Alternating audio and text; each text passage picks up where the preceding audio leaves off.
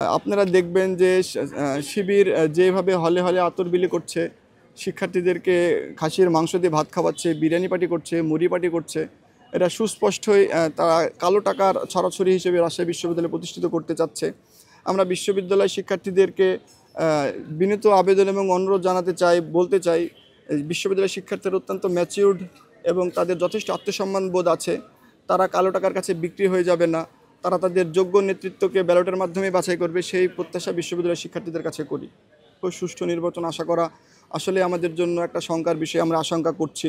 এবং ঢাকা বিশ্ববিদ্যালয়ের শিক্ষার পরিবেশ, রাজশাহী বিশ্ববিদ্যালয়ের শিক্ষার পরিবেশ সম্পূর্ণই আলাদা। ঢাকা বিশ্ববিদ্যালয়ে ডাকসু নির্বাচন এবং রাকসু নির্বাচন দুটো আলাদা সিস্টেম, আলাদা কনটেক্সটে অনুষ্ঠিত হয়। আশা করি ডাকসু নির্বাচনের ফলাফল দেখে আপনি রাকসু নির্বাচন যে একই ফল হবে সেটা আপনি আসলে বলতে পারেন না। আমরা শিক্ষার্থীদের কাছে যাচ্ছি, শিক্ষার্থীদের মতামত নিচ্ছি। ডাকসু নির্বাচনের অসঙ্গতিগুলো পর্যালোচনা করে আমরা নতুন পরিকল্পনা এবং নতুন কৌশল অবলম্বন করছি। আশা করি ডাকসু নির্বাচন এবং রাকসু নির্বাচনের চিত্র ভিন্ন হবে। যে একটা শিবিরের ক্যান্টনমেন্ট হিসেবে খ্যাত রাজশাহী বিশ্ববিদ্যালয় নামে সারা বাংলাদেশে পরিচালিত হয়ে আসছে। আমরা সেই জায়গায় বলতে চাই যে আমরা এই শিক্ষার্থীদের যে ন্যারেটিভ দাঁড় করানো হয়েছে সেই জায়গা থেকে আমরা এই ন্যারেটিভটা ভাঙতে চাই।